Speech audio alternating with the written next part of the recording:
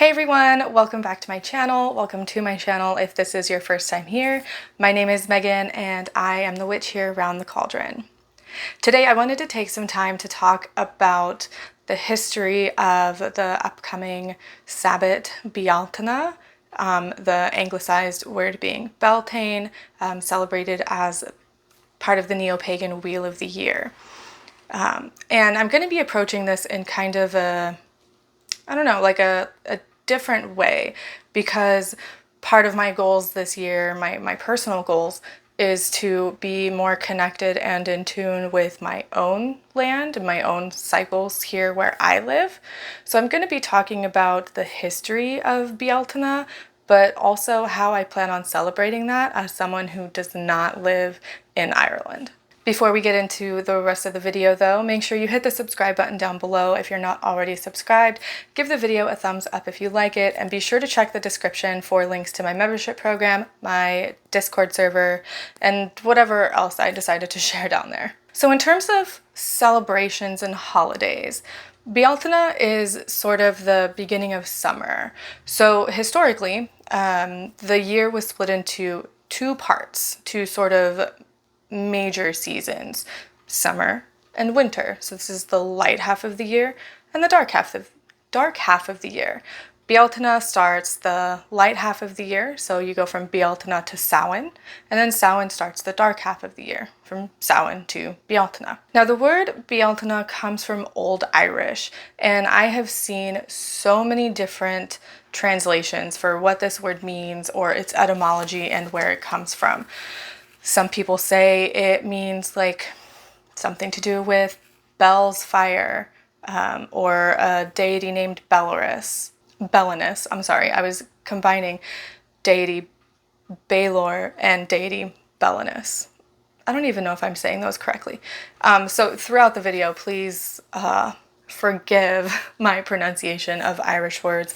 I'm still slowly learning the language and the pronunciation is a little difficult for me.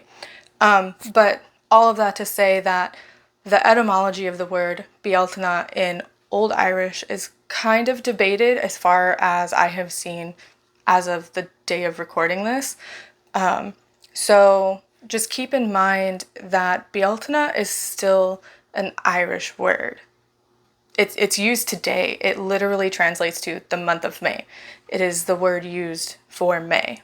And I think that's something really important to keep in mind when we talk about these holidays, outside of the neo-pagan Wheel of the Year, where we're talking about Beltane. Beltane is an anglicized version of Bealtaine. As far as I know, it was used because people couldn't pronounce Bealtaine, or they just wanted to say it different. I don't know. But throughout the entirety of this video, I will be using Bealtaine. Now, Bealtaine has always been a very important day and like beginning of the season in Ireland, even historically. It's said in the Lower Gabála Aren, the Book of Invasions, that the Tuatha De Danann came to Ireland on Bealtaine. And in that book, it says this: "So that they were the Tuatha De Danann who came to Ireland. In this wise they came, in dark clouds. They landed on the mountains of Conmachna Rain in Connacht. And they brought a darkness over the sun for 3 days and 3 nights. They demanded battle of kingship of the Fir Bolg. A battle was fought between them, to wit, the first battle of Matura, in which 100,000 of the Fir Bolg fell. Therefore they, the Tuatha De Danann, took the kingship of Ireland. Those are the Tuatha Dea. Gods were their men of arts, non-gods their husbandmen. They knew the incantations of druids and charioteers and trappers and cupbearers." So even without all of the extra folklore and practices that surround Bealtaine, historically it's still an important day for those who follow an Irish polytheistic practice, because this is said to be the day or the season that the Tuatha De Danann showed up in Ireland and won the kingship of Ireland. Now, there's also a lot of mythology and folklore and even local customs surrounding Bealtaine. In folklore and mythology, it's said that on Bealtaine, the druids would drive the cattle between two bonfires, sort of getting them so close that it could singe their fur, but not close enough to hurt them, as a method of protection against illnesses during the summer, because they need their cattle to survive, because at Samhain, or as you get closer to Samhain, the livestock, they would be slaughtered, and this is what would get the people through the winter, through the dark half of the year. It's also said that all house fires were put out on Bealtaine, and they weren't relit until they could be relit from part of the bonfire of Bealtaine, the community bonfire. So I'm not exactly sure how this would work. I'm sure there is some sort of record out there that talks about it, but what I can imagine is that you would put your fire out, go to the community bonfire, and bring back a coal or some sort of like torch that you could light with the Bealtaine bonfire, bring that home and relight your fire. I think it was seen as a way to bring the protective qualities of the bonfire, the cleansing properties of the bonfire, into the home for the coming season, sort of like a new start for the home. Because generally you wouldn't put your fire completely out. You would s'more the fire, I think it's called. So at nighttime you would get the fire to die down, but not completely. So the coals would still be hot, and they would stay hot all night, because it's much easier to create a fire that comes from hot coals than it is to create a fire that's already reduced to ash. So I think it's seen as a way for new beginnings and to bring the purification of the bonfires of Bealtaine into the individual houses of the people in the community. It's also said that Bealtaine, just like Samhain, is the day when the Sidhe come out to play. And I say play very lightly. They can come out and do whatever they want. Battle, play, trick humans. I'm not sure why Bealtaine and Samhain are said to be the days when the Sidhe will come out of the mounds to do whatever it is that they want, but this is sort of where we get the idea that the veil is thin around Bealtaine and Samhain, because folklore tells us that the good neighbors would be more active in our world on these particular days, Bealtaine and Samhain. So watch out for the good neighbors. Now, I did go to duchis.ie, which is the school's collection of folklore directly from people in Ireland. And I collected some different information on how Bealtaine was celebrated and different customs that take place even to this day surrounding Bealtaine and May Day. And I want to read a couple of them to you. Most of them revolve around like butter and milk and fire, because cows and butter, or milk in general, were and potentially are, I'm not sure about that one, but historically they were extremely important, and the amount of cattle you had was a determining factor in how wealthy you were. So here are some of the folklore and customs from the school's collection directly from the people of Ireland. In the morning before the sun rises, green branches are brought into the house to show the beginning of the summer. If you spill a drop of milk on May Day, they say you will be spilling it for the year. They say you should not give away any milk on May Day or May Eve, because you would not have luck. But if you make it on May Eve, you'll have luck on your butter. If May Day is fine, we will have a fine summer. But if May Day is wet, we will have a bad summer. Long ago, the young children, especially girls, used to go around from house to house dressed in beautiful flowers. These youngsters used to sing a song at each house and get a few pence in exchange. In former times, May Eve was regarded as a great festival. The following were the principal customs connected with May Eve in ancient times. First, sweep the threshold clean, sprinkle ashes over it, and watch for the first footprints. If it's turned inwards, it means a marriage, and if it's turned outwards, it means a death. Secondly, May Eve, pick it up and put it on a plate, sprinkle with flour, and at sunset you would see the initials of your true love's name. Thirdly, light a bush before the house on May Eve, and it's considered to keep away thunder and lightning. Another old custom was to go out May Eve and gather armfuls of yellow flowers known as Mayflowers. These are strewn at the gate of every field, outside the doors of homes and outhouses, and even on the housetops. It's considered that these would keep away ill luck, evil spirits, and disease. So you can see how these local customs from the people in Ireland revolve around butter, good luck, protection, even divination. I mean, sprinkling flour on a plate and waiting until sunset and it'll show you your true love's name or true love's initials. Sprinkling ash on the door and waiting to see the direction of the first footprints, and it's going to tell either a marriage or a death. And even the one about the weather. If the weather is good on May Day, then you're going to have a good summer. If the weather is wet on May Day, then you're going to have a bad summer. So this reminds me of the folklore around Imbolc.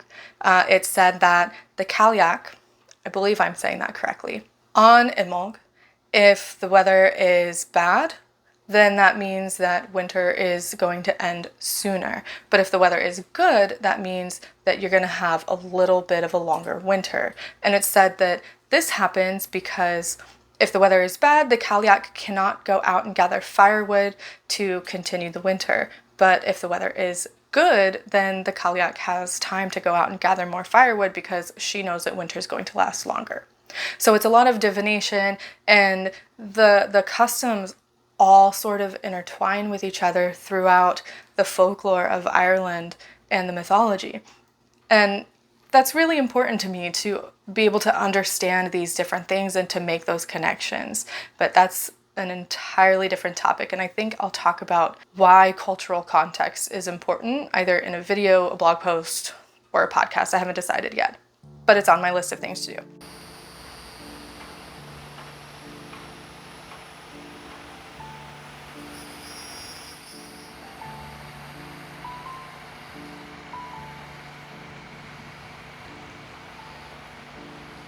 So with all of that being said, how do I plan on celebrating or honoring Bealtaine in Florida? I mean, we all know that the climate of Florida is vastly different than it is in Ireland. And I still want to honor the traditional celebrations of Bealtaine while maintaining that respect, and also with the full understanding that my climate is very different than the climate of Ireland. There are a few different things that I plan on doing, and I'm a firm believer in the fact that these sort of celebrations and the Celtic fire festivals don't always take place on one day or 2 days. It generally heralds in the start of a season and some sort of transition. So Bealtaine can take place over the first several days of May, the first half of May, or even the entire month of May. And in the spirit of being more modern and accessible, there are many things that I plan on doing during the month of May to lead up to something else that I do at the beginning of June. One of the first things that I definitely plan on doing is having a fire. Bonfires were significant and still are significant on Bealtaine and different Celtic fire festivals. I mean, it revolves around fire, right? So the bonfires are a significant part of the celebration. Now, while I don't have cattle or livestock to drive through to bonfires to purify them and protect them from diseases, I do have a fire pit where we can sit around the fire with family, burn some intentions, and do a little bit of spell work. And I mean, I love a good bonfire or campfire anyway, so that's just a plus. What I'm not going to be doing this year is jumping over my fire, because my fire pit is above ground and I don't trust myself. So I'm not going to be jumping over the fire to usher in good luck and good health through the warmer months of the year. But I will have a bonfire. We might make some s'mores and just hang out around the fire. One of the other sort of traditional Bealtaine practices is to go out first thing in the morning and wash your face with the morning dew. If you've never been to Florida, or at least my part of Florida, you would not understand the fact that you do not go into the grass unprepared. You don't go into the grass barefoot unless you know what you're doing. And that's because like everything in the grass can kill you, right? Ugh. Bugs. Everything in the grass can kill you or seriously hurt you. Florida fire ants are Florida fire ants are something else. So I don't want to gather the morning dew from my grass because I don't want to go into the grass first thing in the morning. And we've got dogs and I just, that gives me the ick. So what I'm gonna do instead is I am gonna go for a swim first thing in the morning. I'm gonna hop into my pool and just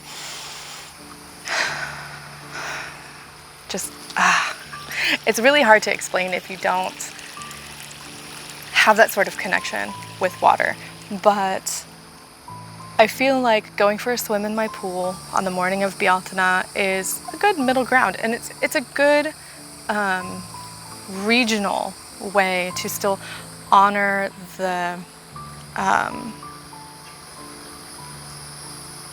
where's the word I'm looking for? To honor where those practices came from in Ireland, but like change them to my location, if that makes sense. So I'll be going for a swim. Hopefully it's not too cold because that would suck, but I'd still go for a swim, or at least like dip my hands in the water and get a little bit of water on my face. I feel like that still counts because you're still getting the rays of the sun in the morning. There's no dew on the water, but if it's foggy, which I feel like it's gonna be foggy, because it always is, I don't know, it makes a lot of sense to me to honor the celebration in that way for my specific location. And then as with most fire festivals, most celebrations in general, I'll probably bake a cake. Or some cupcakes or cookies or something. I plan on incorporating a lot of seasonal colors, so greens and oranges. I think here a lot of the wildflowers that start to pop up around Bealtaine are actually like purple and blue, so I'm probably going to include some of those colors and some wishes and symbols for good health and abundance during the coming summer months. And then one of the last things that I'm planning on doing at least is some spell work for good health and abundance through the summer and all the way through to Samhain, but I'm also going to start the preparations for something that I do in June. And June 1st is the quote-unquote official start of hurricane season.